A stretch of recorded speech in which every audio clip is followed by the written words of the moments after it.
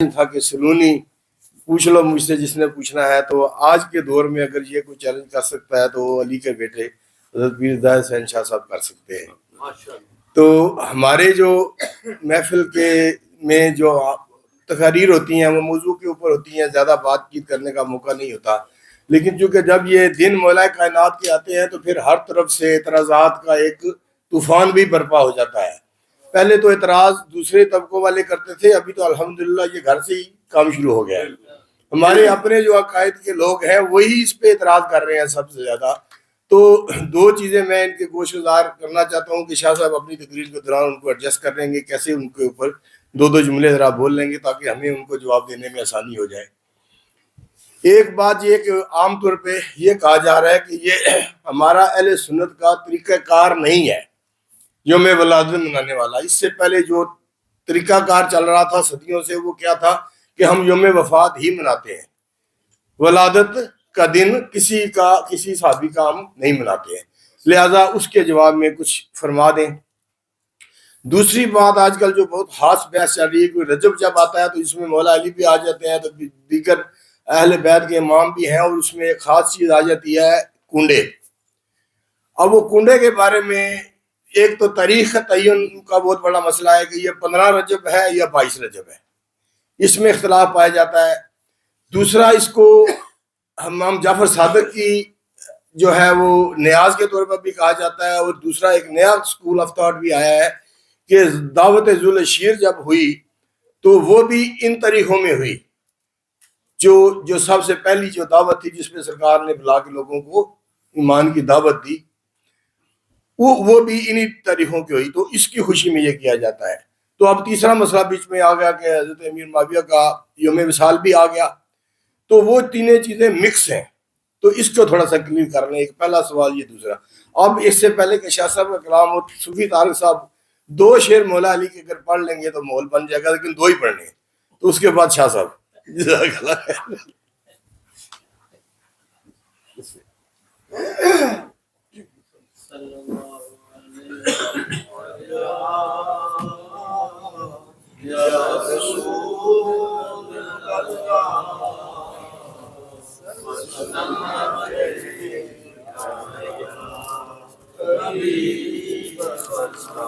ایک بار خیر پڑھ لو صلی اللہ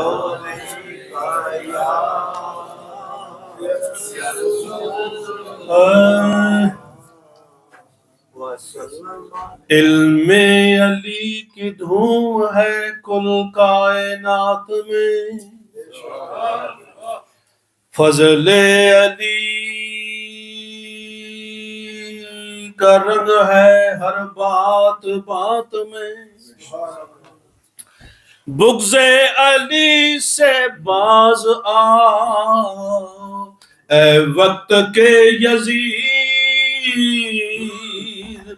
حب علی کو دخل ہے تیری نجات میں، سب صحابہ کا مولا ہمارا علی، سبحان اللہ، سب صحابہ کا مولا ہمارا علی، شان میں سب سے اعلیٰ ہمارا نبی ہمارا علی، بعد احمد کے وہ جانشین ہے بنا، کیونکہ نفس نبی ہے ہمارا علی۔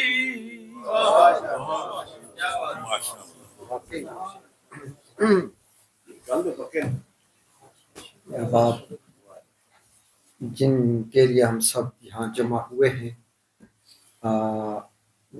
جو ہے انتظار کی گھڑیاں ختم ہوتی ہیں، اور ہم سب جن کا خطاب سماعت کرنے کے لیے یہاں حاضر آئے ہیں، آپ کا خطاب ہوتا ہے تو آپ کے خطاب سے پہلے زوردار نعرہ لگائیں، نعرہ تکبیر، کوئی بیداری کا ثبوت دیں. نعرہ رسالت، نعرہ حیدری، شان سیدنا حضرت علی المرتضی.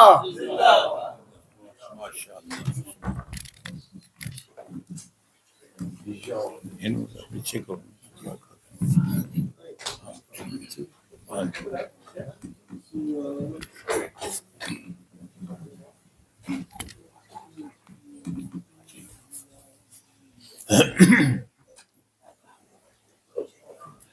نعرہ تکبیر، سب حیدری بیٹھے ہو. نعرہ رسالت، نعرہ ایمان، نعرہ حیدری، حیدری.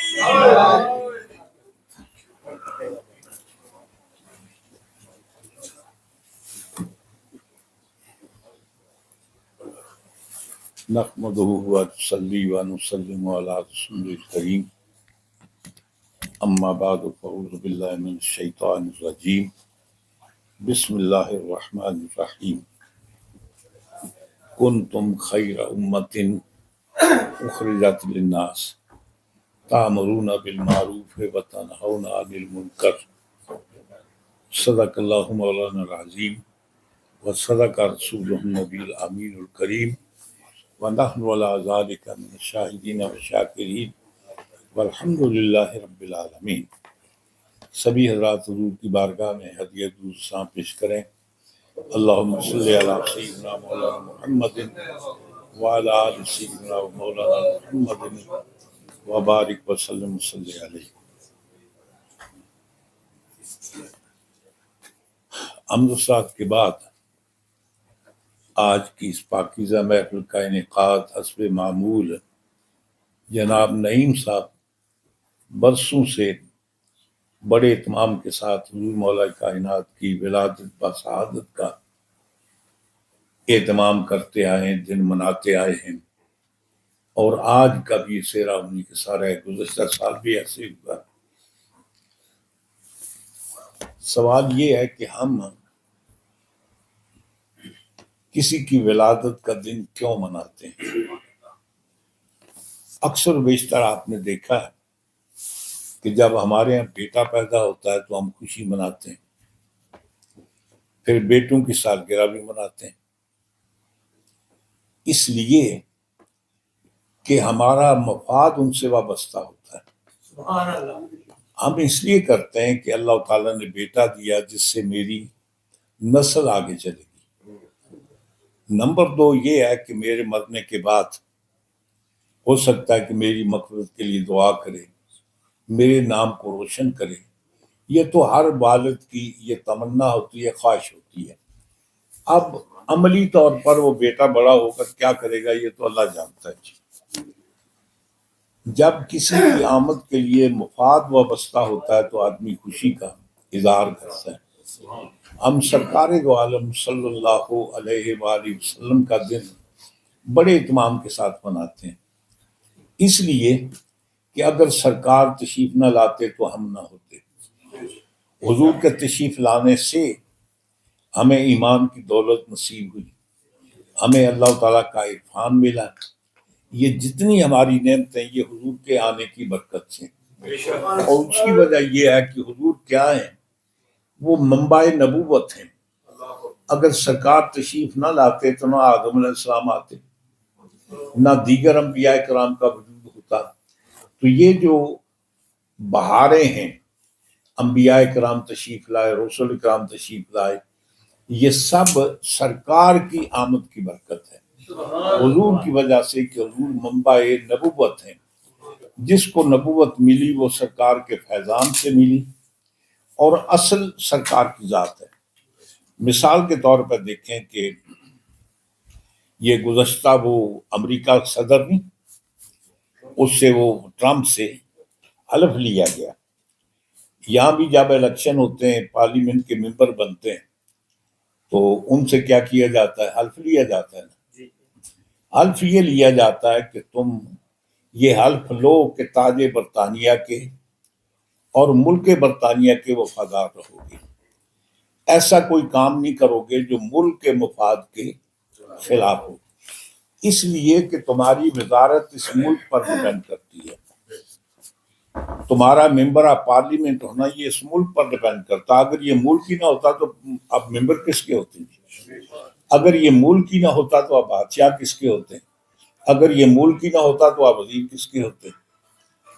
اسی طریقے سے بلا امتیاز خداوند قدوس نے کلام پاک کے اندر ارشاد فرماتا ہے وَإِذْ أَخَذَ اللَّهُ مِيثَاقَ النَّبِيِّينَ لما ان بند کرو نہ جناب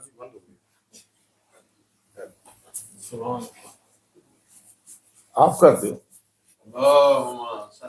ہاں جی تجھ بھی وہ کچھ سے بہ کے ہاں جی ہاں جی اللہ تعالیٰ ارشاد فرماتا ہے وَإِذْ أَخَذَ اللَّهُ مِيثَاقَ النَّبِيِّينَ. اللہ تعالیٰ فرماتا ہے یوم میثاق، اللہ تعالیٰ نے انبیاء کرام سے میثاق لیا. ایک وعدہ ہوتا ہے، ایک عہد ہوتا ہے، ایک میثاق ہوتا ہے. تو اللہ تعالیٰ فرماتا ہے وَإِذْ أَخَذَ اللَّهُ مِيثَاقَ النَّبِيِّينَ لَمَا آتَيْتُكُم مِّن كِتَابٍ وَحِكْمَةٍ، فرمایا کہ ایک وقت آئے گا میں تمہیں کتاب بھی دوں گا، حکمت بھی دوں گا. ثم جاءکم رسول، پھر تمہارے پاس ایک رسول آئے گا، مصدق لما معکم، وہ تمہاری تصدیق کرتا ہوگا. لا تؤمنن بہ ولا تنصرن، تو تمہاری ڈیوٹی یہ ہے کہ اس نبی پر ایمان بھی لانا اور اس کی مدد بھی کرنا. اقررتم، انبیاء کرام سے اللہ تعالیٰ فرماتا ہے ڈو یو ایگری؟ اقررتم واخذتم علی ذالکم اسری، کیا تم اقرار کرتے ہو اور میرا بوجھ یہ تم قبول کرتے ہو؟ قالوا اقررنا، تمام انبیاء کرام عرض کرتے ہیں باری تعالیٰ اقررنا، ہم اس بات کا اقرار کرتے ہیں. اللہ تعالیٰ فرماتا ہے صرف اقرار کافی نہیں، فاشہدوا، گواہ ہو جاؤ، ایچ ادر. کم و بیش 1,24,000 انبیاء کرام ہیں. تو اب یوں سمجھیے کہ ہر نبی کے عہد پر باقی سارے نبی بطور گواہ کے.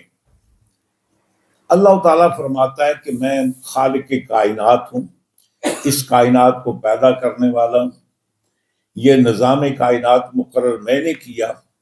لیکن وَأَنَا مَعَكُم مِّنَ الشَّاهِدِينَ، جج کا کام گواہی دینا نہیں ہوتا، لیکن میرے محبوب کی عظمت کی بات ہے اس لیے میں بھی گواہوں میں شامل ہو جاتا ہوں. اب یوں سمجھیے کہ اللہ تعالیٰ نے انبیاء کرام کو دنیا میں بھیجنے سے پہلے جب یہ منصب تفویض کیا تو ان سے کیا کیا؟ حلف نامہ لیا. حلف نامہ کس کا لیا جی؟ کہیں اللہ تعالیٰ کا اپنا ذکر ہے کہ میری توحید پر قائم رہو گے، یہ کرو گے؟ فرمایا کہ تمہارے بعد ایک عظیم الشان رسول آئے گا، وہ تمہاری تصدیق کرے گا. تمہارا کام یہ ہے لا تؤمنون بہ ولا تنصرون، اس نبی پر ایمان بھی لانا اور اس کی مدد بھی کرنا. تو یوں سمجھیے کہ انبیاء کرام سے جو حلف نامہ لیا گیا اس حلف کے نقطہ اول اور آخر سے سرکار کی ذات ہے. اس کا مطلب یہ ہے کہ تمہاری نبوت، تمہارا وجود یہ منحصر ہے اس ذات پر جو بعد میں آنے والی ہے. تو حضور کی وجہ سے پوری کائنات کو اللہ نے وجود بخشا. تو اس لیے ہم خوشی مناتے ہیں کہ حضور نہ آتے تو ہم بھی نہ ہوتے. حضور کے آنے کی وجہ سے یہ ہماری ساری نعمتیں، ہم خوشی کا اظہار کرتے ہیں. اس لیے کہ حضور کیا ہے؟ منبع نبوت ہیں. اسی طریقے سے بالخصوص تمام صوفیاء نقشبندیہ کا اس پر اتفاق ہے یا اجماع کہہ لیجیے. وہ کہتے ہیں کہ جس طریقے سے منبع نبوت سرکار کی ذات ہے اسی طریقے سے منبع ولایت حضور مولا کائنات کی ذات ہے. منبع ولایت حضور مولا کائنات کی ذات ہے. یوں سمجھیے کہ سرکار کی خوشی اس لیے ہم مناتے ہیں کہ سرکار کے آنے کی وجہ سے اللہ تبارک و تعالیٰ نے حضور کے فیضان کو عام کیا، ہمیں نبوت سے سرشار کیا. حضور مولا کائنات کے آنے کی وجہ سے دنیا کے اندر اللہ تعالیٰ کی ولایت تقسیم ہوئی، وہ منبع ولایت ہیں. حضور کی خوشی اس لیے مناتے ہیں کہ حضور کے آنے سے ہمیں بہت کچھ ملا. حضور مولا کائنات کے آنے کی خوشی اس لیے مناتے ہیں کہ آپ کی پیدائش پر ہمیں اللہ تعالیٰ کی نعمتیں ملی. اب جس کا نقصان ہوا وہ خوشی نہ منائے. اگر آدمی اپنے بیٹوں کی خوشی منا سکتا ہے, وہاں کبھی فتوے کی بات نہیں کی, تو جس اصل سے حضور کا میلاد منایا جا سکتا ہے اسی اصل سے حضور مولا کائنات کا میلاد منایا جا سکتا ہے. تو ایک تو یہ ہے کہ اس میں کوئی قباحت کی بات نہیں ہے, بلکہ ہم اللہ تبارک تعالیٰ کا اس کے امتنان, اس کے احسان, اس کے کرم کا شکریہ ادا کرتے ہیں کہ مولا تعالیٰ جیسے تو نے ہمیں منبع نبوت عطا فرمایا, اسی طریقے سے تو نے ہمیں منبع ولایت بھی عطا فرمایا. جیسے تو نے ہمیں قاسم نبوت عطا فرمائے, اسی طرح تو نے ہمیں قاسم ولایت بھی عطا فرمایا. تو اب یہ کر رہا تھا. اور دوسری آگے چلنے سے پہلے بات عرض کر دوں کہ اصل قصہ یہ ہے کہ 22 رجب کو یہ سیدنا حضرت امام جعفر صادق علیہ السلام کی نیاز کے طور پر ہم ان کی نیاز دلاتے ہیں کہ جو عام ہمارے بر صغیر کی زبان میں کنڈو کے نام سے مشہور ہیں. 22 رجب نہ تو سیدنا حضرت امام جعفر صادق علیہ السلام کے وصال کا دن ہے, نہ ان کی ولادت کا دن ہے. صرف ضعیف کمزور روایات کی بنیاد پر آپ نے کسی کو نسخہ بتایا. کسی آدمی نے آ کر فریاد کی حضور میں بال بچے دار ہوں, انتہائی نادار ہوں, مفلس ہوں, میرا کاروبار نہیں ہے, آپ کرم فرمائے, دعا فرمائے کہ اللہ تعالیٰ مجھے مرفع العالی عطا فرمائے, میرے افلاس کو دور فرمائے. آپ نے فرمایا کہ افلاس کو دور کرنے کا نسخہ اللہ نے بیان کیا. اللہ تعالیٰ ارشاد فرماتا ہے وَمَنْ قُدِرَ عَلَيْهِ رِزْقُهُ فَلْيُنْفِقْ, جس کا رزق تنگ ہو جائے نا تو وہ کیا کرے, جو ہے نا وہ سارا خرچ کر دے. ہاں جی, یہ کام بڑا مشکل ہے. اللہ تعالیٰ فرماتا ہے وَمَنْ قُدِرَ عَلَيْهِ رِزْقُهُ, جس کا رزق تنگ ہو جائے تو کیا کرے, فَلْيُنْفِقْ. یہ من شرطیہ ہے نا, اس لیے اس کی جزا میں فا بھی آئی ہے, تو اس کو اللہ کی راہ میں خرچ کرنا چاہیے. آپ نے نسخہ بتایا, اس کے بعد جو کچھ تھا وہ سارا اکٹھا کیا, جو حسب توفیق پکایا, اور جتنے آدمی کو کفایت کرتا تھا ان کو کھلایا جناب. اب اتفاق ایسے ہوا کہ اللہ نے نسخہ بتایا, تو ظاہر بات ہے کہ ڈاکٹر کا نسخہ ناکام ہو سکتا ہے, کسی حکیم کا نسخہ ناکام ہو سکتا ہے, کسی مولوی کا وظیفہ ناکام ہو سکتا ہے, اللہ کا وظیفہ تو ناکام نہیں ہو سکتا. رب تعالیٰ فرماتا ہے وَمَنْ قُدِرَ عَلَيْهِ رِزْقُهُ فَلْيُنْفِقْ.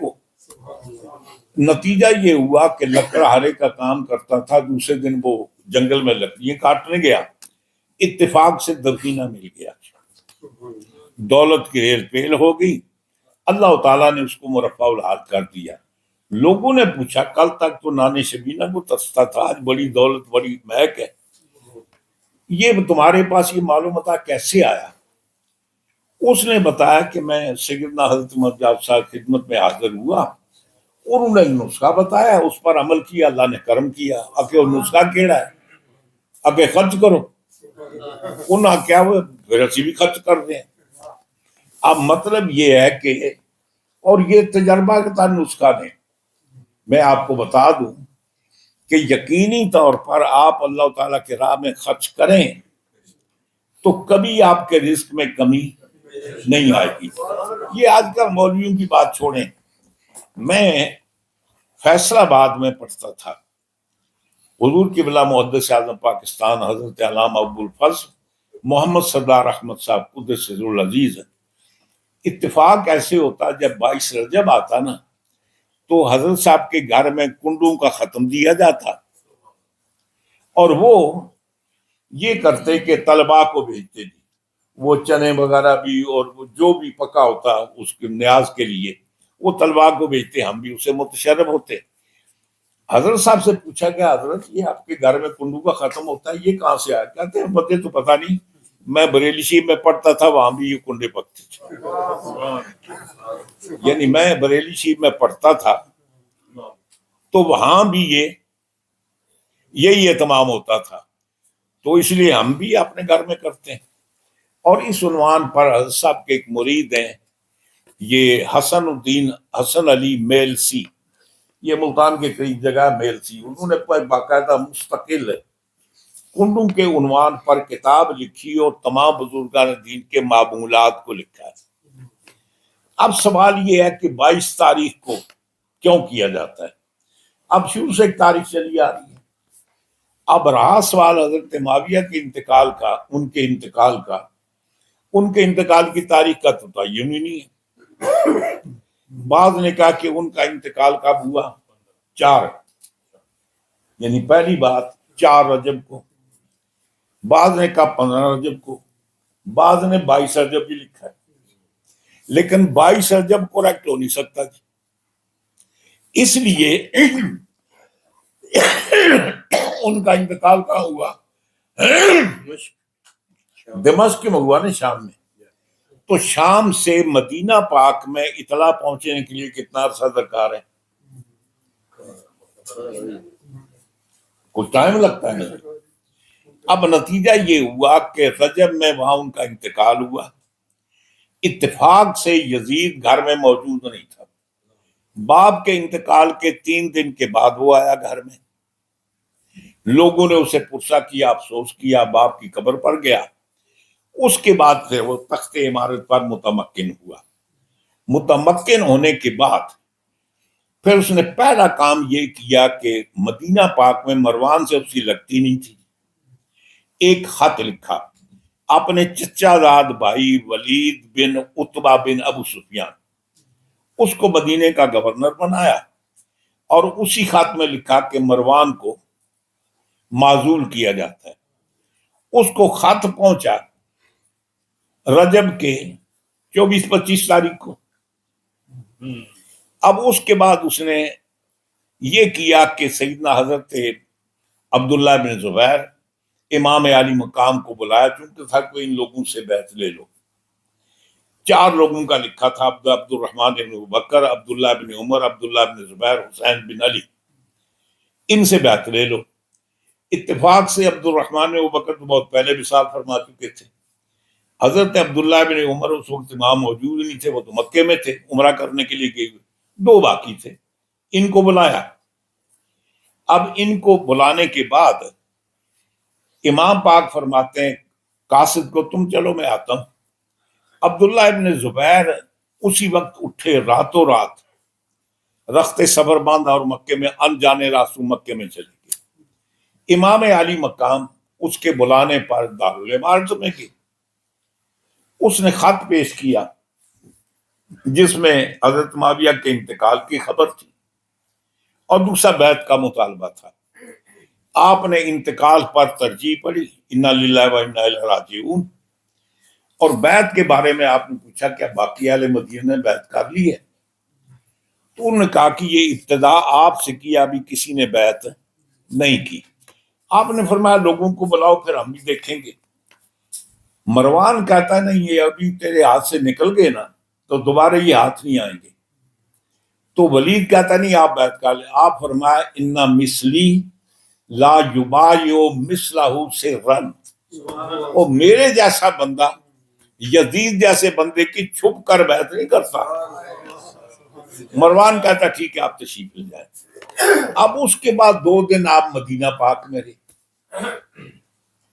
اور اس کے بعد پھر تقریباً رجب ہی کے اندر آپ نے رخت سفر باندھا، اور 4 شعبان کو آپ مکے میں پہنچے، ہفتہ وہ لگ گیا۔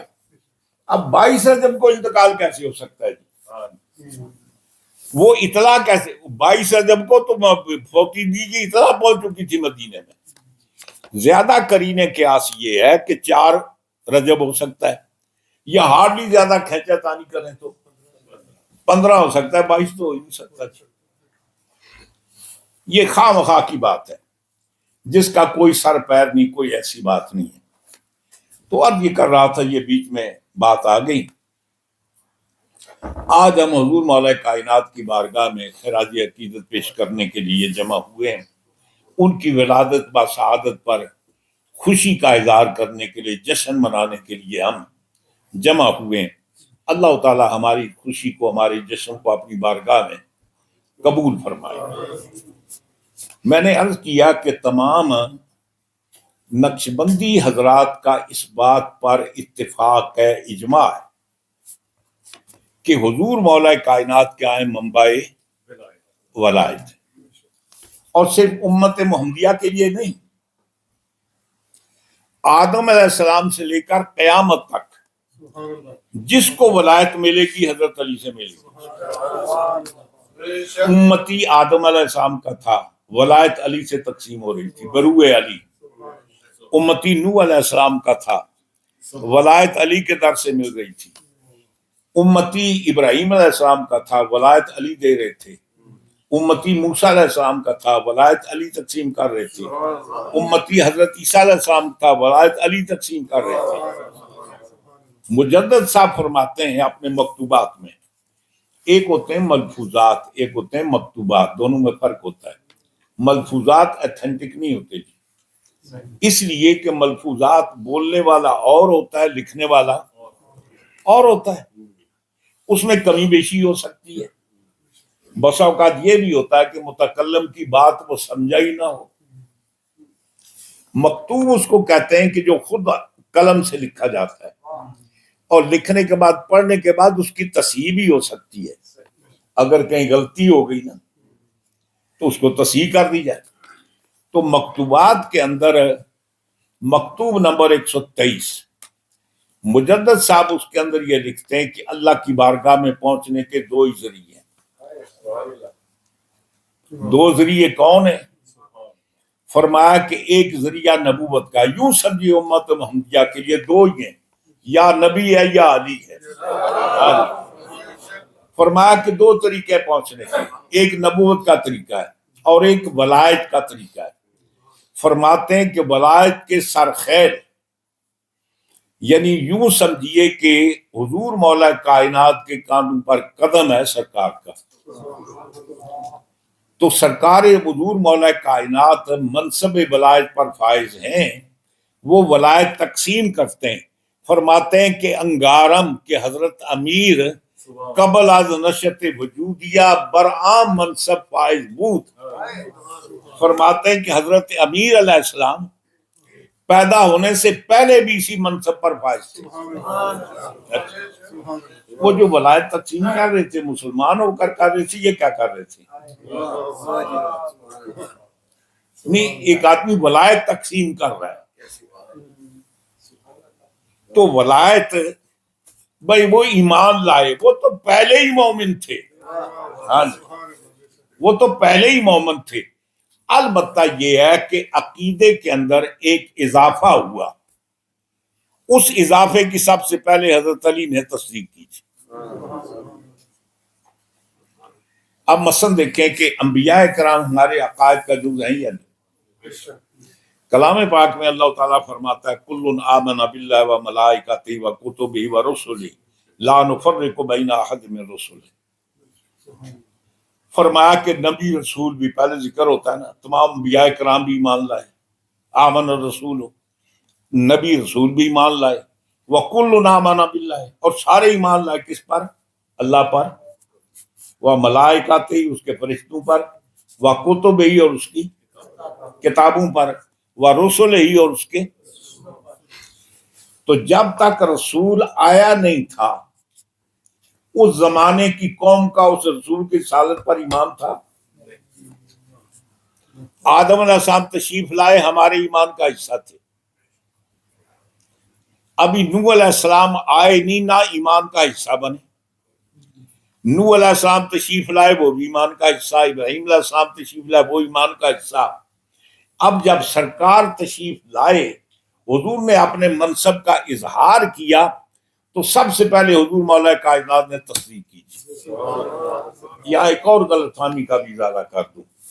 یہ ہمارے اکثر بیشتر جو قصیدہ بیان کیا جاتا ہے کہ عورتوں میں سب سے پہلے حضرت سیدہ خدیجہ کبریٰ سلام اللہ ایمان لائیں، بچوں میں سب سے پہلے حضور مولا کائنات، غلاموں میں سب سے پہلے حضرت زید بن حارثہ، اور مردوں میں سب سے پہلے حضرت ابوبکر صدیق۔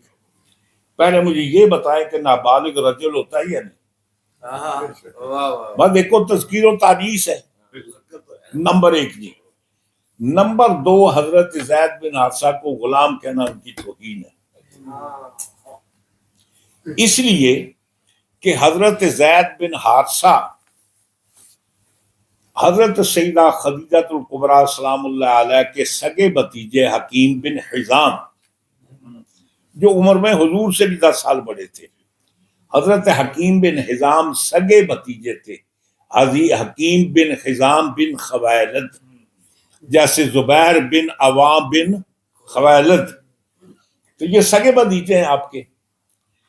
تو نتیجہ یہ ہوا کہ انہوں نے، کیونکہ صاحب ثروت تھے، مالدار تھے، انہوں نے بازار میں کو بکتا ہوا آیا غلام خرید کر اپنی، مطلب یہ ہے کہ پھپھی کو پیش کیا، یہ آپ کے گھر کا کام کرنے کے لیے حضرت زید بن حارثہ کو۔ حضور کے ساتھ شادی ہوئی، شادی ہونے کے بعد حضرت سیدہ خدیجہ کبریٰ سلام اللہ علیہ نے فرمایا کہ آج کے بعد یہ زید، یہ آپ کا خدمت گزار ہے، آپ کا غلام ہے۔ سرکار نے یہ کیا کہ اس کو آزاد کر کے تو بیٹا بنا دیا، آزاد کیا اور بیٹا بنا دیا۔ پورے عرب میں مشہور تھا زید بن محمد۔ اب نتیجہ یہ ہوا کہ جب حضرت زید بن حارثہ کی بیوی زینب بنت جحش، ان کے ساتھ حضور نے نکاح کیا نا، تو پورے عرب کے اندر یہ پراپوگنڈا مشہور ہو گیا کہ آپ نے اپنی بہو کے ساتھ نکاح کر لیا۔ پھر اللہ تعالیٰ نے اس کی تردید کی، ما کان محمد ابا احد من رجالکم، فرمایا کہ حضور تم میں سے کسی مرد کے باپ نہیں ہے، یہ اس تردید کے لیے۔ تو حضرت زید کو حضور نے پہلے تو یہ کیا کہ آپ نے بیٹا بنایا، پھر اس کے بعد جب اللہ کی طرف سے ممانعت آئی، آپ نے اپنی وہ کنیز جو آپ کو ورثے میں ملی تھی، سیدنا حضرت عبداللہ حضور اکرم صلی اللہ علیہ وسلم کے والد گرامی، جب ان کی شادی ہوئی حضرت سیدہ آمنہ سلام اللہ علیہ کے ساتھ، تو خدمت کرنے کے لیے ایک چھوٹی سی بچی جن کا نام تھا ام ایمن، وہ خرید کر اپنی بیوی کو دی خام کرنے کے لیے، خدمت کرنے کے لیے۔ حضور کی ولادت سے پہلے حضرت عبداللہ کا انتقال ہو گیا۔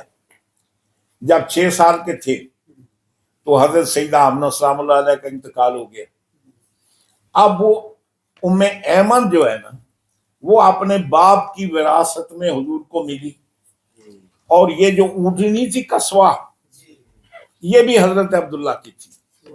یہ بھی حضرت عبداللہ کے بعد سرکار دو عالم صلی اللہ علیہ وسلم کو بطور وراثت کے وہ اونٹنی بھی ملی، مکان بھی ملا جی۔ اب جب حضور کی شادی ہوئی تو آپ نے زید بن حارثہ جو حضرت خدیجہ کبریٰ کے غلام تھے، انہوں نے حضور کو پیش کیا دیے، حضور نے آزاد کر کے بیٹا بنا دیا۔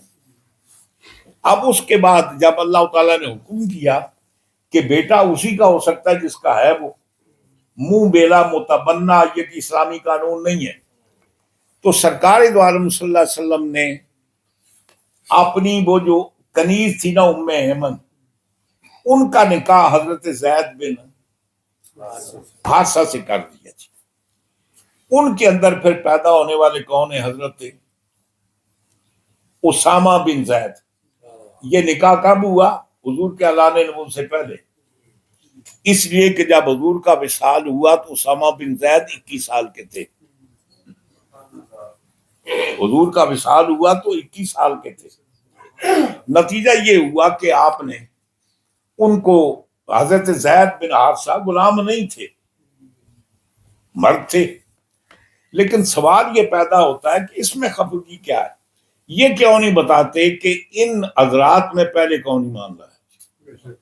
سب سے متفقہ بات یہ ہے کہ سب سے پہلے ایمان لانے والی میری اور آپ کی ماں حضرت خدیجہ الکبریٰ سلام اللہ علیہا اسی دن کلمہ پڑھا، اسی دن حضور کی نبوت کی تصدیق کی جس دن حضور غار حرا سے تشریف لائے۔ وہ چند گھنٹوں کے بعد حضور تشریف لائے، تذکرہ کیا، آپ نے حضور کو اللہ کا رسول و نبی مان لیا۔ حضور نے آ کر بتایا کہ آج جبریل آئے، ایک اجنبی کو دیکھا تو میں نے پوچھا من انتا، تو کون ہے؟ اس نے کہا انا روح الامین وانت سید المرسلین۔ ہاں جی، جب آ کر اپنی زوجہ محترمہ کو بتایا ام المومنین کو، آپ نے اسی وقت کلمہ پڑھ لیا، کوئی بلا تاخیر۔ دوسرے دن حضور مولا کائنات حلقہ بخش اسلام ہو گئے، اور اس کے بعد ام ایمن بھی اسلام لے آئے، حضرت زید بن حارثہ بھی ایمان لے آئے، اور اس کے علاوہ ورقہ بن نوفل دوسرے دن وہ بھی ایمان لے آئے۔ وہ بھی حضور کے حضرت خدیجہ کبریٰ کے یا بھتیجے تھے یا چچا زاد بھائی تھے، یعنی ورقہ بن نوفل یا تو ورقہ بن نوفل آپ کے والد خویلد کے بھائی تھے، آپ کے چچا لگتے ہیں، یا پھر ورقہ بن نوفل بن خویلد، مطلب ہے کہ آپ کے بھتیجے لگتے ہیں، وہ ایمان لائے۔ یہ 5 افراد وہ ہیں جو سب سے پہلے ایمان لائے گھر کی چار دیواری کے اندر۔ گھر کی چار دیواری کے باہر سب سے پہلے جو ایمان لائے وہ حضرت ابوبکر صدیق رضی اللہ تعالیٰ عنہ کی ذات۔ پہلے چونکہ معاملہ اخوا کا بھی تھا، یعنی مطلب ہے اس کو پوشیدہ رکھنا ہے، اور اتفاق سے جب حضور نے اعلان نبوت فرمایا، سیدنا حضرت ابوبکر صدیق رضی اللہ تعالیٰ عنہ مکے میں موجود ہی نہیں تھے، وہ تجارت کے لیے گئے تھے، 2-3 مہینے کے بعد تشریف لائے تھے۔ لیکن گھر کی چار دیواری کے باہر صحابہ کرام میں سب سے پہلے جو ذات حلقہ بگوش اسلام ہوئی وہ سیدنا حضرت ابوبکر صدیق کی ذات ہے۔ بہرحال اب یہ کر رہا تھا کہ آپ فرماتے ہیں کہ سرکار حضور مولا کائنات نشد، وہ کہہ رہا تھا نا، آپ جب آدم سے لے کر عیسیٰ علیہ السلام تک ولایت تقسیم کر رہے تھے تو بحیثیت مومن کے کر رہے تھے یا بحیثیت مومن تو پہلے ہی تھے۔ اب یہ ہوا کہ ابھی تک چونکہ حضور نے اعلان نبوت نہیں فرمایا تھا، حضور کی نبوت امامت عقیدے کا بھی جز نہیں بنی تھی، جب حضور نے اعلان نبوت فرمایا تو فوراً آپ نے تصدیق کر لی۔ مومن تو پہلے ہی تھے۔ اب حضرت مجدد صاحب یہ بات فرماتے ہیں کہ آپ نشأت وجودیہ میں آنے کے بعد بھی اسی منصب پر فائز تھے۔ فرماتے ہیں لیکن ایک فرق ہے، پہلے اکیلے تھے نا، اب نشأت وجودیہ میں آنے کے بعد حضرت سیدہ کائنات خاتون جنت سلام اللہ علیہ وہ بھی ان کے ساتھ شریک ہو گئی۔ میرے پاس اوپر لائبریری میں کتاب پڑھی ہے، سعدیہ نقشبندیہ کا عظیم بزرگ ہے، عربی کتاب ہے، وہ بھی لکھتے ہیں باقی کہ اس امت کی سب سے پہلی کتب جو ہوئی ہیں وہ حضرت سیدہ خاتون جنت سلام اللہ علیہ۔ اس امت کی پہلی کتب مدار کون ہے؟ حضرت سیدہ کائنات۔ پتہ ہے مدار کا معنی کیا ہے؟ یہ ہوتا ہے نا دارا یدورو، یہ گھومنا، چکر لگانا۔ مدار اس مرکز کو کہتے ہیں جس کے اراؤنڈ چکر لگاتے ہیں۔ اور یہ آپ نے جو جیومیٹری وغیرہ پڑھنے والے جانتے ہوں گے، پرکار نہیں ہوتی اس کے ہیں جی، اور پرکار ہی اس کو کہتے ہیں نا، اس کے 2 وہ ہوتے ہیں گلے، ایک وہ چبوتے ہیں، دوسرا یوں گھومتا ہے، وہ سینٹرل پوائنٹ ہلتا نہیں ہے، اس کے گرد ہلکا بنتا ہے، اگر وہ نہ ہو تو دائرہ نہیں بن سکتا۔ تو قطب مدار یوں سمجھیے کہ امت کی قطب مدار پہلی کون ہے؟ حضرت سیدہ خاتون جنت سلام اللہ علیہ، جن کے گرد ولایت کا مرتبہ گھومتا ہے، اور آپ کے وصال اس منصب پر حضور مولا کائنات فائز تھے، قطب مدار وہ تھے۔ اور یہی وجہ ہے، آگے میں عرض کرتا ہوں کہ فرماتے ہیں کہ آپ جب تشریف لائیں تو آپ ساتھ شریک تھی، دونوں بیوی خاوند مل کر۔ ولی بنایا کرتے تھے، بیوی خاوند مل کر ولایت تقسیم کیا کرتے تھے۔ ہاں یہ ولی نہیں، ولی گر ہیں، ولی نہیں، ولایت کا دریوزہ دینے والے ہیں، ولایت کی خیرات دینے والے یہ لوگ ہیں۔ فرمایا کہ اس کے بعد پھر حضور مولا کائنات کا وصال ہوا، پھر امام حسن اس منصب پر فائز ہوئے، پھر حضرت امام حسین علیہ السلام، یکے بعد دیگرے حضرت امام حسن عسکری تک، یکے بعد دیگرے پھر یہ کون تھے؟ قطب مدار تھے، ولایت تقسیم کرنے والے تھے۔ یہ کسی سے ولایت لینے والے نہیں، دینے والے تھے۔ فرمایا کہ حضرت امام حسن عسکری کے بعد مجدد صاحب فرماتے ہیں یہ منصب پہ سرکار غوث پاک کے تفویض ہوا تا وقت کہ حضرت امام مہدی اسلام تشریف لائیں گے، پھر اصل منصب انہی کا ہے، پھر انہی کے سپورٹ ہوگا۔ یہ بات مجدد صاحب لکھتے ہیں، فرماتے ہیں کہ حضور مولا کائنات کیا ہے، قاسم ولایت بھی ہیں اور منبع ولایت بھی ہیں۔ اور اسی بات کو آگے چل کر اسی سلسلے کے مرید شاہ غلام علی صاحب جو مرزا مظہر جان جانا کے مرید اور خلیفہ ہیں، ان کے مکتوبات بھی میرے پاس ہیں۔ انہوں نے اپنے مکتوبات میں کو 8 جگہ بار بار یہ بات لکھی ہے کہ قاسم ولایت حضور مولا کائنات ہے، منبع ولایت وہی ہے، اور وہی انہی کی یہ ربائی ہے جو آپ نے بارہا علماء سے سنی ہوگی۔ وہ فرماتے ہیں نا،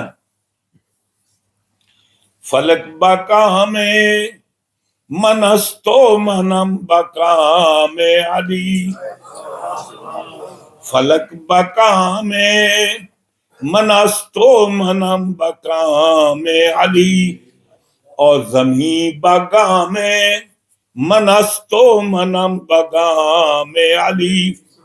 آپ فرماتے ہیں کہ آسمان میرے مقصد کے لیے گھوم رہا ہے۔ فارسی میں کام کے معنی مقصد کے ہوتے ہیں، یعنی یہ جو آسمان ہے نا، یہ میرا مقصد پورا کرنے کے لیے۔ یہ اللہ تعالیٰ نے کائنات کس کے پیدا کی؟ اللہ تعالیٰ فرماتا ہے یا ایھا الناس اعبدوا ربکم الذی خلق لکم، اس اللہ کی بات کو جس نے تمہارے لیے پوری کائنات پیدا کی۔ فرماتے ہیں کہ آسمان کیا ہے؟ یہ میرے مقصد کے لیے پیدا ہوا ہے، اور میری تخلیق کا مقصد علی ہے۔ اور فرمایا زمین بگام منسو منم بگام علی، زمین میرے قدموں کے نیچے ہے اور میں علی کی خاک پا ہوں۔ اور آگے نعرہ رسالت، ایمان، نعرہ حیدری۔ اور آگے فرماتے ہیں علی امام منستو منم غلام علی، یہ اپنا نام آگے بتاتے ہیں، علی امام منستو منم غلام علی، اور 1000 جانے گرامی فدائے نام علی۔ کہتے ہیں کہ علی میرے امام ہے، میں ان کا غلام ہوں، اور میرے جیسی 1000 جانیں مولا کائنات کے نام پر قربان۔ انہوں نے بھی اسی بات کو جو مجدد صاحب نے لکھا اس کو بار بار رپیٹ کیا۔ آگے مرزا مظہر جان جانا کے خلیفہ حضرت قاضی ثناء اللہ پانی پتی جو بہت بڑے عالم ہیں، بہت بڑے فاضل ہیں، انہوں نے کلام پاک کی تفسیر لکھی عربی میں۔ تفسیر کا نام تفسیر ثنائی نہیں رکھا، تفسیر مظہری۔ آپ کے پیر و مرشد کا نام تھا نا مرزا مظہر جان جانا، آپ نے پیر و مرشد کے نام پر اس تفسیر کا نام رکھا۔ اس کے اندر 2 جگہ وہ بات تعریف فرماتے ہیں۔ ایک سورہ ہود کے اندر آپ اس آیت کی تشریح کرتے ہوئے افمن کان علی بینۃ من ربہ، فرماتے ہیں کہ وہ ذات جو اللہ کی طرف سے بینہ لے کر آئے، بینہ لے کر آئے، وَيَتْلُو شَاهِدٌ مِّنْهُ، اور حضور کے بعد ایک اور گواہ آیا۔ یہ تلا یتلو کو مطلب سمجھتے ہیں، تلاوت کرنا۔ وَاتْلُ مَا أُوحِیَ إِلَیْکَ، تلاوت کیسے ہوتی ہے؟ یہ لکھا ہوتا ہے نا، تو نظر پڑھتی ہے پیچھے زبان ہلتی ہے، جو نظر دیکھتی ہے وہ زبان کہتی ہے، نظر کے پیچھے پیچھے زبان چلتی ہے۔ تو اللہ فرماتا ہے وَيَتْلُو شَاهِدٌ مِّنْهُ، اس کے پیچھے پیچھے آ رہا ہے شاہد، گواہ۔ جب نبی بھیجا تو اس کا گواہ بھی ہونا چاہیے، گواہ۔ اور گواہ کس کی طرف سے؟ منہ کا مرجع کیا ہے جی؟ افمن کان علی بینۃ من ربہ، فرماتے ہیں کہ اپنے رب کی طرف سے جو بینہ لے کر آیا، نبوت لے کر آیا، رسالت لے کر آیا، اللہ نے ان کے ساتھ ساتھ ان کی نبوت اور رسالت کی تصدیق کرنے والا بھی اللہ نے بھیجا ہے۔ ہاں جی، یوں سمجھو کہ حضور مولا کائنات کا حضور کی تصدیق کرنا یہ منصوص من اللہ ہے۔ ہاں جی، اللہ نے بھیجا تصدیق کرنے کے لیے۔ اور اسی آیت پر آگے کیا قاضی ثناء اللہ پانی پتی لکھتے ہیں کہ حضور مولا کائنات قاسم ولایت ہیں، کہتے ہیں کہ حتیٰ کہ صحابہ کرام کو بھی اگر ولایت ملی تو علی سے، حتیٰ کہ شیخین حضرت ابوبکر صدیق، حضرت عمر فاروق کو بھی ولایت ملی تو حضور مولا کائنات سے۔ کہتے ہیں کہ ان کی افضلیت کا ذکر کیا جاتا ہے وہ کسی اور وجہ سے ہے، ولایت کی وجہ سے نہیں، یہ انہی کا منصب ہے۔ اور وہی آگے ایک اور بات لکھتے ہیں، زادو جی پڑھی ہے،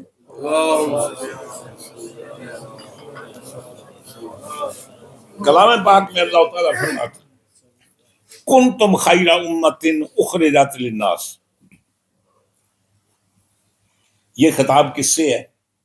ہم سب سے ہے، امت مصطفیہ سے۔ اللہ تعالیٰ فرماتا ہے تم بہترین امت ہو، کیوں؟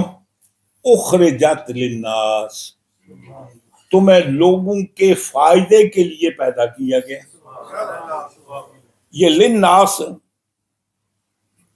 ناس کے شروع میں جو الف لام نہیں ہے وہ الف لام انتفاع کا ہے۔ یہ لام تملیغ کا بھی آتا ہے، کئی معنوں میں آتا ہے، اور یہ لام انتفاع کے لیے بھی آتا ہے۔ جیسے عام طور پہ کلام پاک میں اللہ تعالیٰ فرماتے یا ایھا الناس اعبدوا ربکم الذی خلق لکم، اللہ نے تمہارے لیے پیدا کیا۔ یہ لام کیا ہے؟ انتفاع کے لیے۔ یہ کائنات میں جو کچھ ہے تمہارے استعمال کے لیے ہم نے بنایا، ہر چیز کا استعمال جائز ہے ما سوائے اس کے کہ جس کو اللہ نے منع کیا ہو۔ کسی چیز کام کرنے کے لیے جواز کی دلیل ضرورت نہیں ہے، اس کے منع ہونے کی دلیل درکار ہے۔ یہ بھی کہتے ہیں میلاد کتھا لکھیا، بس آپ بتائیں نا کہاں لکھا نہیں بنانا چاہیے، 11ویں کہاں لکھی ہے بنانی، بھائی آپ بتانے کہاں لکھا کہ نہیں بنانی چاہیے۔ وہ یہ ذمہ آپ کا ہے، ہمارا تو ہے ہی نہیں۔ ہم کہتے ہیں کہ جس کی حرمت کا ذکر نہیں ہے وہ حلال ہے، جس کی ممانعت نہیں ہے وہ حلال ہے، جائز۔ تو لام انتفاع کا اللہ تعالیٰ فرماتا ہے کہ تم کو لوگوں کے فائدے کے لیے پیدا کیا گیا، اس لیے کہ تم لوگوں کو کیا کرو؟ فائدہ پہنچاؤ، لوگوں کو تم سے نفع ہو۔ اچھا، اب آگے لفظ ہے الناس۔ الناس کے اوپر جو الف لام ہے وہ جنس کا ہے یا استغراق کا ہے۔ تو ناس صرف حضور کی امت تو نہیں نا، عیسیٰ علیہ السلام جس امت کی طرف آئے وہ الناس سے یا نہیں؟ موسیٰ علیہ السلام جس قوم کی طرف آئے وہ ناس سے یا نہیں؟ آدم کے بعد جتنے بنی نوع انسان ہیں سارے ناس ہیں، پنجابی والی نہیں، عربی والی۔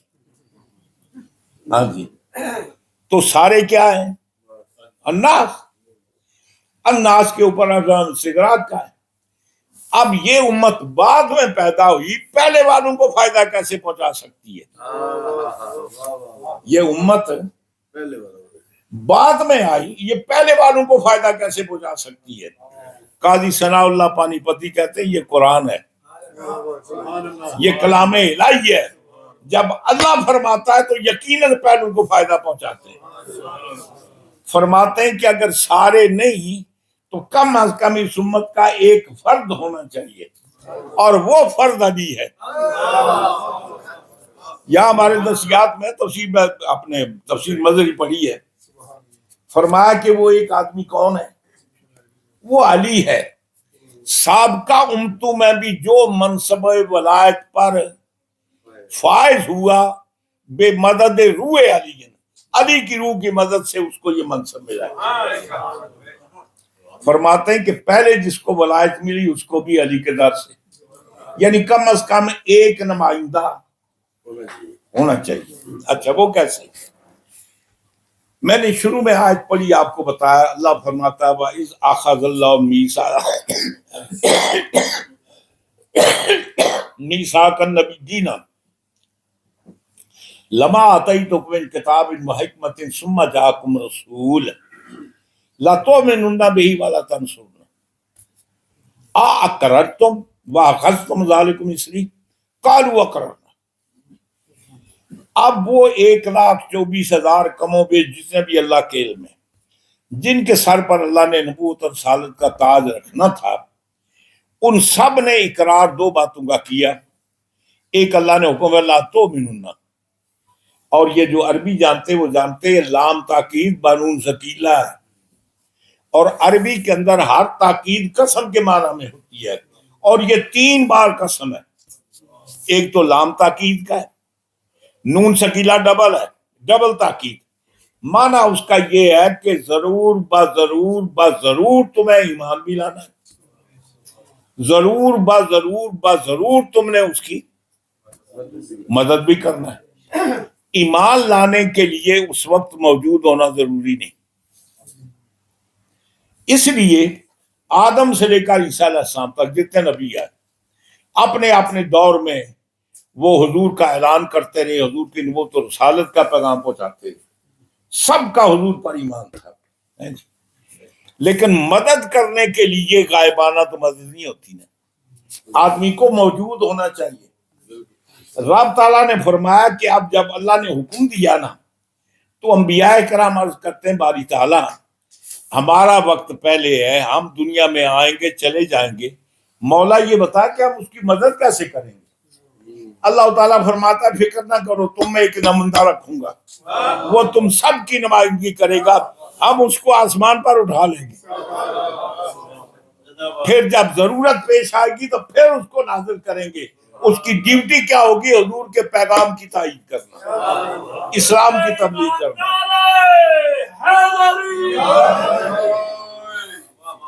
مطلب یہ ہے کہ تمام انبیاء کرام کے نمائندہ سیدنا عیسیٰ علیہ السلام، اور تمام امت کے نمائندہ پہلی امتوں کی مدد کرنے والے حضور مولا کائنات کی ذات۔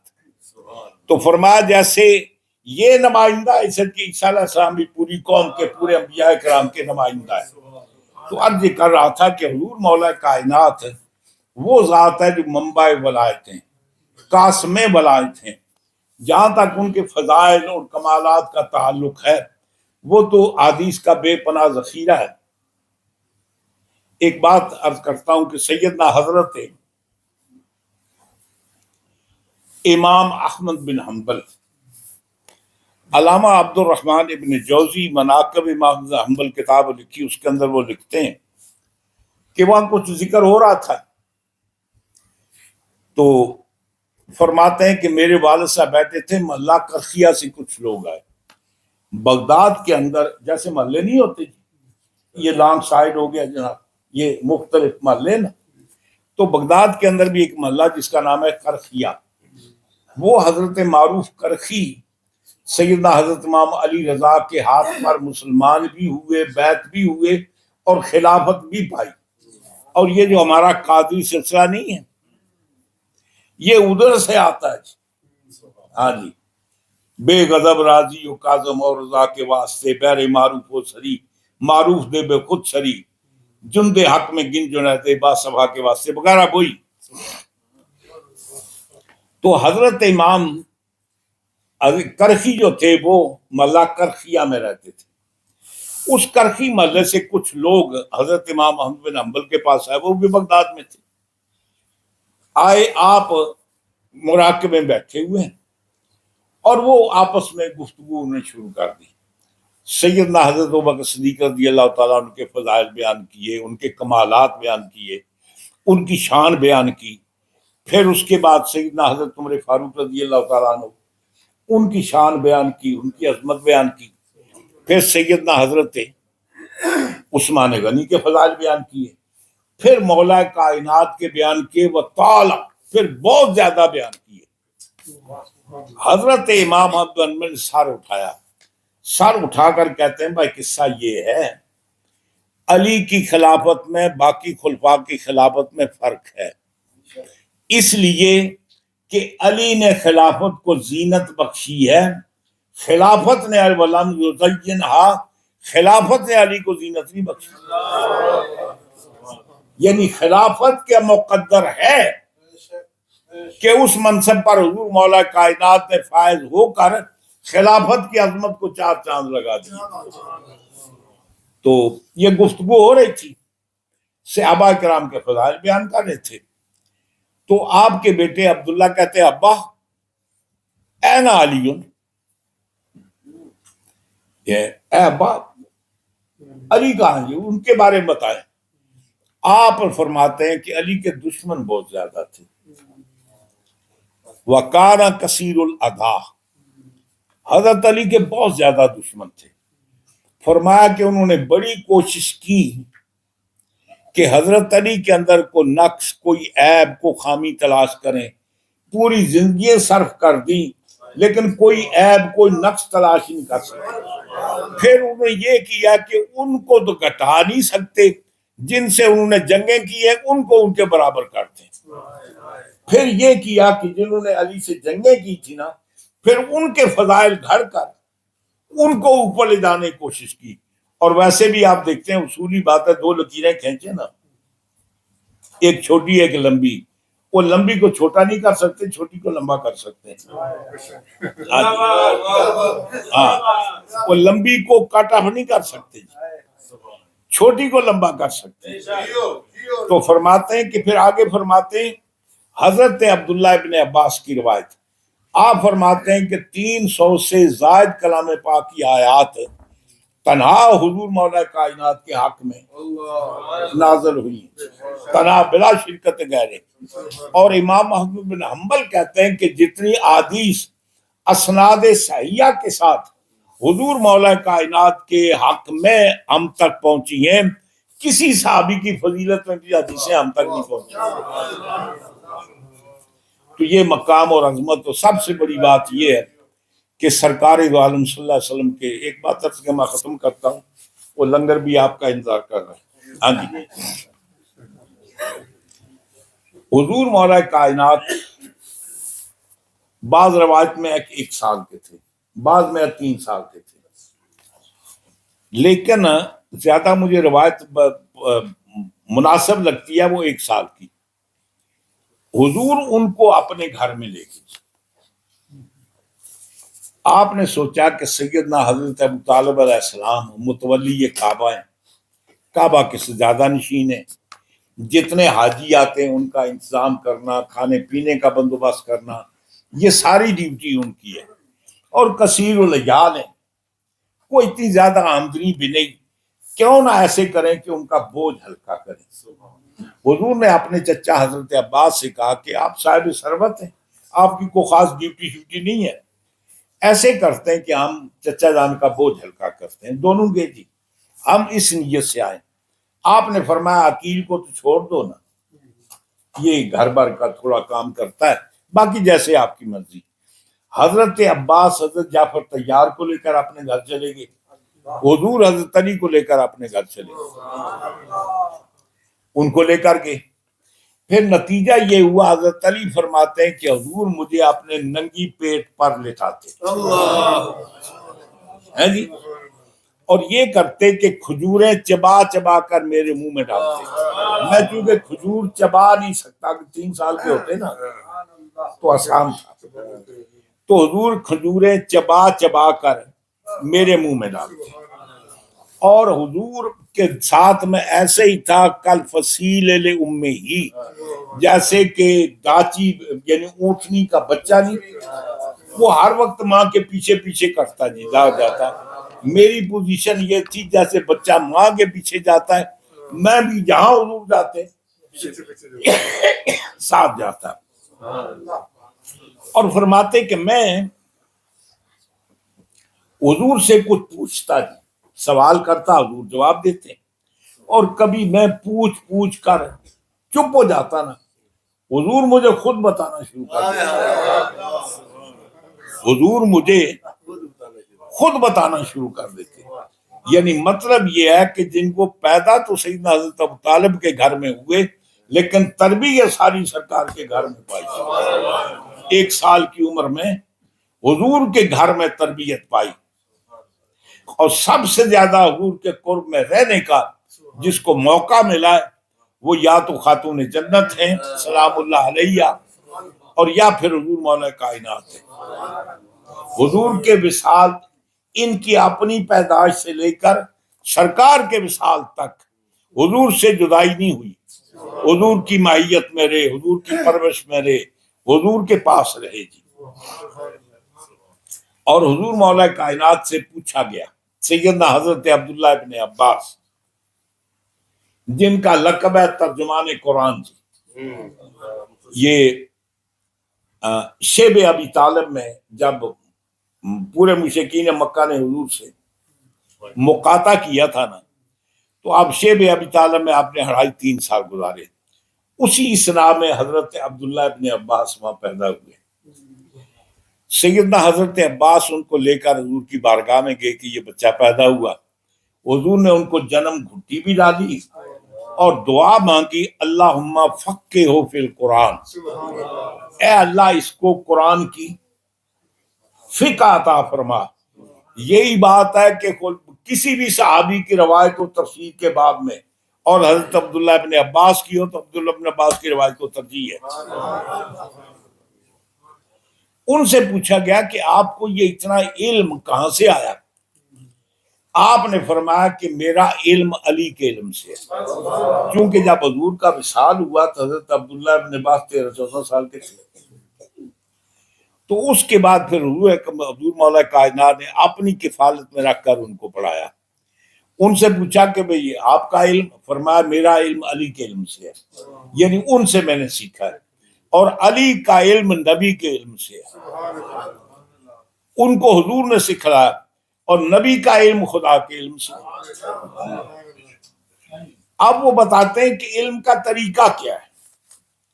ایک تو علم یہ ہوتا ہے جیسے یہاں طلبہ آتے ہیں، پڑھتے ہیں، سبق یاد کرتے ہیں، کبھی نہیں بھی یاد کرتے، کبھی ناغا ہو جاتا ہے، کبھی پڑھتے ہیں۔ ایک تو یہ طریقہ جو نارمل آپ سکولوں میں، کالجوں میں، یونیورسٹیوں میں، درسگاہوں میں پڑھتے ہیں۔ ایک طریقہ اور ہے پڑھانے کا، ایک طریقہ اور ہے پڑھانے کا جی، کوئکلی، فٹوفٹ، یہ تو ٹائم لگتا ہے نا۔ ایک یہ ہے کہ آنن فن، حضور مولا کائنات خود روایت فرماتے ہیں کہ حضور نے مجھے یمن کا قاضی بنا کر بھیجا، یعنی مقننہ بھی اور انتظامیہ بھی، دونوں کام، گورنر بھی اور قاضی بھی۔ میں نے عرض کیا یا رسول اللہ انا حدث السن، میری چھوٹی عمر ہے، مجھے تو یہ بھی پتا نہیں کہ اگر کیس آئے تو 2 بندوں کو کھڑا کیسے کروں گا۔ تو آپ مجھے بڑے بڑے صحابہ کرام تجربہ کار موجود ہیں، ان کو بھیجے، آپ مجھے بھیج رہے ہیں، انا حدث السن، میں تو چھوٹی عمر کا ہوں۔ سرکار نے آپ کے سینے پر ہاتھ رکھا اور فرمایا کہ اللہم ایدہ، اے باری تعالیٰ علی کی تائید فرما۔ فرماتے ہیں کہ سرکار نے ہاتھ اٹھایا، خدا کی قسم پوری زندگی میں 2 کے درمیان نہ کبھی فیصلہ کرنے میں دقت پیش آئی، نہ زندگی میں کسی سے مسئلہ پوچھا۔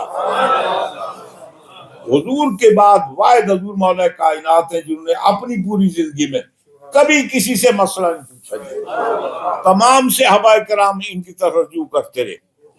دور سیدنا حضرت ابوبکر صدیق جب کوئی مشکل مسئلہ پیش آتا تو پوچھتے علی کہاں ہے، سیدنا حضرت عمر فاروق کے دور میں مسئلہ پیش آتا پوچھتے علی کہاں ہے، عثمان غنی کے دور میں ماتا علی کہاں ہے؟ حتیٰ کہ معاویہ جب وہاں بیعت نہیں کی نا تو وہاں روم نے خط لکھا جی، کچھ سوال لکھے، پادری نے لکھ کر بھیجا، تو انہوں نے مدینہ پاک میں وہ خط بھیج دیا۔ حضور مولا کائنات نے اس کے خط کے جو سوالات تھے ان کے جواب دے کر بھیجا، فرمایا دشمنوں کا بھی ہمارے بغیر گزارا نہیں ہے۔ جب وہ خط بھیجا گیا تو جو روم کا ایجنٹ تھا اس نے پا یہ آپ نے لکھا کہا نہیں، کہتے اس کا آپ لکھ بھی نہیں سکتے جی، یا اس کا جواب نبی دے سکتا ہے یا نبی کا وصی دے سکتا ہے۔ فرمایا کہ نبی کے وصی نہیں، ان کے بھائی نے جواب دیا۔ تو فرماتے ہیں اس کے بعد مجھے کبھی دقت پیش نہیں آئی۔ حضور سیدنا حضرت عمر فاروق رضی اللہ تعالیٰ عنہ فرماتے ہیں اقضانا علی، ہم سب میں بڑے قاضی کون تھے؟ حضرت علی تھے۔ حضور فرماتے اقضاکم علی، اے صحابہ تم سب میں بڑے قاضی کون ہیں؟ حضور مولا کائنات کی ذات ہے۔ اور حضور کا علم کیسے ہوا؟ حضرت عبداللہ بن عباس فرماتے ہیں میرا علم علی کے علم سے ہے، علی کا علم نبی کے علم سے ہے۔ حضور نے کیسے علم دیا جی؟ ہاتھ رکھا، سارے علوم منتقل کر دیے۔ حضور شب معراج اللہ کی بارگاہ میں حاضر ہوئے، فرشتے آپس میں کچھ مباحثہ کر رہے ہیں، کو تبادلہ خیالات کر رہے ہیں، منازعہ کر رہے ہیں، جھگڑ رہے ہیں مسئلے میں۔ حضور نے اللہ تعالیٰ حضور سے پوچھا محبوب آپ کو بتائیے فرشتے کس معاملے میں ڈسکس کر رہے ہیں، جھگڑ رہے ہیں؟ حضور حضرت تو بہتر جانتا ہے، مجھے کیا پتا۔ حضور فرماتے ہیں کہ پھر اللہ نے فَوَضَعَ يَدَهُ عَلَىٰ كَتَفَيَّ، اللہ تعالیٰ نے اپنا دست قدرت میرے یہاں کاندھوں کے درمیان رکھا، فَوَجَدْتُ بَرْدَهُ فِي صَدْيَيَّ، اور اس کی ٹھنڈک میں نے دونوں سینوں کے اندر محسوس کی، فَتَجَلَّى لِي كُلُّ شَيْءٍ، ہر چیز میرے لیے روشن ہوگی، فَعَلِمْتُ عُلُومَ الْأَوَّلِينَ وَالْآخِرِينَ، پھر اولین کے بھی علم آگے آخرین کے بھی آگے۔ ایک علم پڑھانے کا طریقہ یہ بھی ہے، اللہ نے دست قدرت رکھ کر سارے علوم منتقل کر دیے، مصطفیٰ نے سینے پر ہاتھ رکھ کر سارے علم۔ ایک گل تو سارے مننے نہ چاہیے کہ سرکار غوث پاک مدین میں، اور کمال کی بات ہے آپ کسی ولی کے فضائل بیان کریں مولوی نو مننے کدے دقت نہیں، کوئی فضیلت علی دی بیان کرو بعد جو اس کا رنگ دیکھو ایک آندھا دکھ جاتا ہے۔ ہاں جی، وہ آپ کے سوانح حیات میں لکھا ہے، آپ گیلان کے رہنے والے، مادی زبان فارسی ہے، عربی آپ جانتے نہیں تھے، یہاں آئے، یہاں علم دین حاصل کیا، تو حضور خواب میں تشریف لائے، حضور نے فرمایا بیٹے واز کیا کر، تو عرض کرتے ہیں حضور میں عجمی ہوں، یہ لوگ عربی ہیں، تو یہ میرا مذاق اڑائیں گے۔ آپ نے فرمایا منہ کھول، آپ نے منہ کھولا تو 7 بار حضور نے لعاب دہن ڈالا۔ اب کہتے دوسرے دن خواب میں حضور مولا کائنات کو دیکھا، خواب میں تشریف لائے، آپ نے فرمایا پتر باز کیا کرنا؟ تو میں نے عرض کیا یہ بات یہ ہے کہ میں عجمی ہوں، یہ عربی ہیں، غلط سلط عربی بولوں گا تو یہ میرا مذاق اڑائیں گے۔ فرمایا منہ کھول، میں نے منہ کھولا، انہوں نے 6 بار لعاب دہن ڈالا۔ میں نے پوچھا 6 بار کیوں ڈالا؟ فرماتے ہیں اس لیے کہ کل والوں سے برابری نہ ہو جائے، نبی اور علی میں فرق رہنا چاہیے، یہ سارے مانتے۔ پھر کیا ہوا؟ سرکار غوث پاک کو وہ اللہ تعالیٰ نے پھر برکت سے اس لعاب دہن کی برکت سے علم عطا کیا کہ 70,000 کا مجمع ہوتا، آپ گفتگو فرماتے جیسے پہلا آدمی سنتا ہے آخر والا بھی ایسے سنتا ہے۔ جب واز فرماتے تو اس کے اندر ایک مچھلی کا ساما پا کے اندر جناب وہ جذب پیدا ہو جاتا ہے، تو سارے من دیں۔ وہی بات اگر مولا کائنات کے بارے میں کی جائے تو پھر بڑی پریشانی ہوتی ہے۔ تو تو خیر اب یہ کر رہا تھا کہ علم کا ایک طریقہ یہ بھی ہے، اللہ تعالیٰ نے اپنے خاص کرم سے اپنے محبوب کو نوازا، مصطفیٰ صلی اللہ علیہ وسلم نے حضور مولا کائنات کو نوازا، اور پھر آپ نے سیدنا حضرت عبداللہ ابن عباس کو سرفراز کیا۔ جیسے ابھی عزیزم سید حسنین شاہ صاحب یہ بیان کر رہے تھے، وہ اس کا سرگوشی کا معاملہ، وہ اس کے بارے میں بیان کیا گیا کہ وہ سرگوشی کیا تھی، وہ اسرار کا علم تھا، علوم غیبیہ کا علم تھا۔ مطلب یہ ہے کہ سرکار دو عالم صلی اللہ علیہ وسلم نے ایک لمحے میں وہ سارے کے سارے علوم ان کے قلب انور کے اندر ڈال دیے۔ اللہ تعالیٰ اپنے حبیب کے صدقے میری حاضری اللہ قبول فرمائے۔ باتیں بہت ساری کی جا سکتی ہیں، تو وقت کے اندر گنجائش نہیں ہے، کافی ٹائم ہو گیا۔ پھر انشاءاللہ آئندہ سال اگر زندہ رہے بشرط زندگار، اللہ تعالیٰ اپنی اس فضل و کرم فرمائے۔ جو کچھ میں نے عرض کیا ہے اللہ سب سے پہلے مجھے اور آپ سب کو عمل کی اللہ توفیق عطا فرمائے۔ سبھی حضرات تشریف رکھیں، لنگر ہوگا، لنگر تناول فرما کر جائیں۔ اور آج کی محفل کا سہرا جناب نعیم صاحب کے سارے انہوں نے اہتمام کیا، اور اکیلے نہیں، یہ پورے ادارے کے تعاون کے ساتھ، ہاں جی پورے ادارے نے تعاون کیا، لنگر پکایا، یہ سارا بندوبست کرنے کے اندر یہ پورے کے پورے ذات اس کے اندر شریک ہیں۔ تو جن جن نے اس کام کے اندر شرکت کی دعا فرمائیں، اللہ تعالیٰ ان کو دین دنیا میں سرخرو فرمائے، دین و دنیا کے اندر کامیاب و کامران فرمائے۔ وآخر دعوانا الحمدللہ رب العالمین۔